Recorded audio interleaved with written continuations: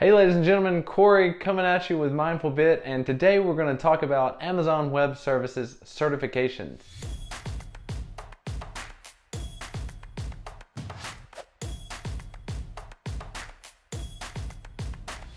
If you're in the technology industry and you do anything with Amazon Web Services, you really should look into getting certified.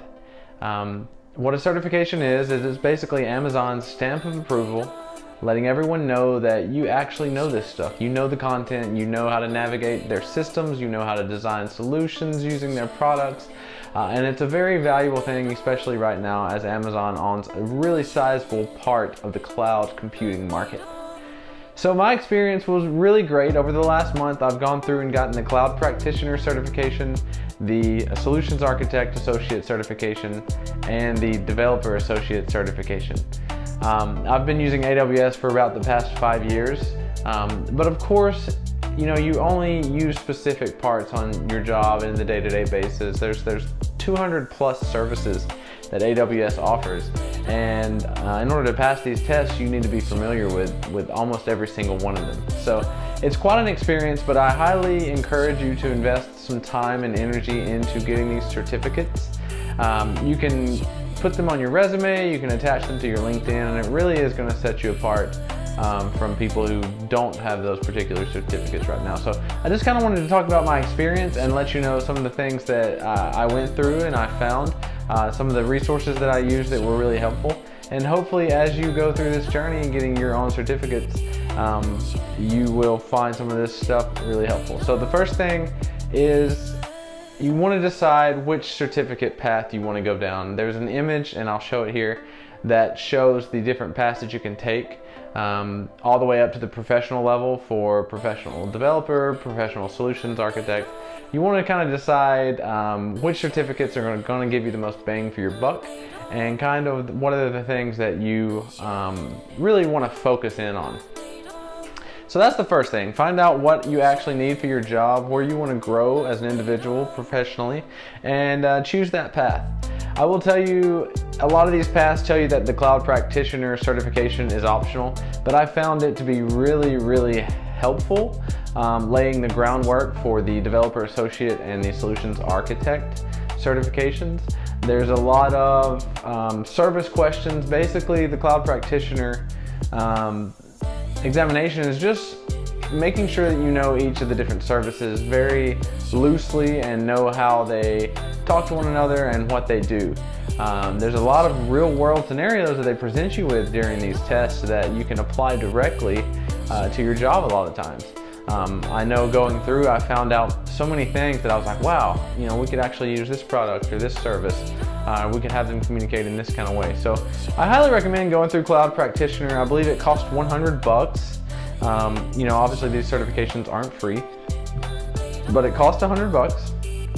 You can do remote proctoring on this. So this is one of the really nice things that I found out. You don't have to go somewhere and take the test. You can set up a remote proctoring session, which will allow you to log in, and the proctor, their video is not turned on, but they're chatting with you, and they have you scan your room, and they verify under your desk, and they just make sure that everything is legitimate for where you're taking your test. And you can do it in the confines of your own home, which is really convenient and really nice.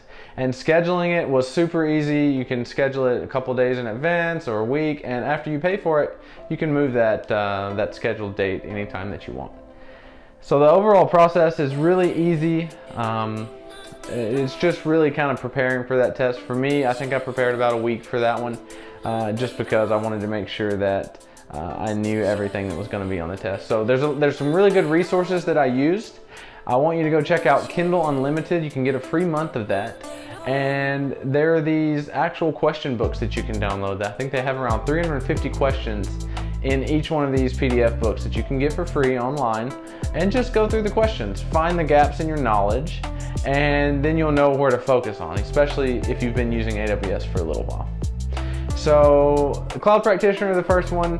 Next, I went with the Solutions Architect, which I found to be a little bit more difficult than the Cloud Practitioner, obviously. As I am an enterprise architect in my day job, it wasn't so bad for me. It's a lot of how would you solve this? What services would you use?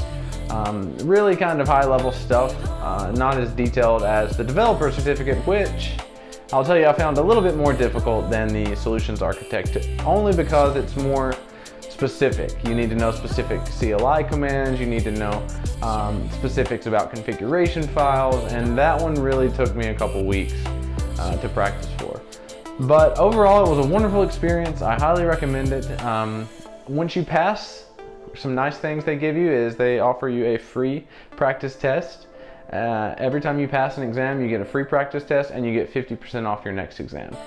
So I did the Cloud Practitioner first. They gave me 50% off. I applied that to the Solutions Architect and passed, which gave me another 50% off. Then I applied to the Developer Certificate and then passed that as well. So overall, I only spent $200 using these discount codes.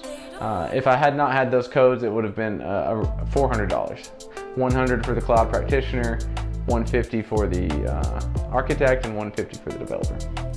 So it's all fresh on my mind. That's why I wanted to make this video, in case you're thinking about getting these certifications as well. I know the job market is really hot right now. You should be looking for ways to kind of differentiate yourself from the crowd, and overall it'll just make you a better developer, a better architect, especially if you're using Amazon Web Services. So thanks for listening. Let me know if you have any questions or you want to try to get these. You don't necessarily have to be a developer to get these certifications. They'll look good on a multitude of resumes and really show that you have some initiative and you're kind of willing to get in there and get your hands dirty. So thanks for watching, and I'll speak with you again on the next one. Bye-bye.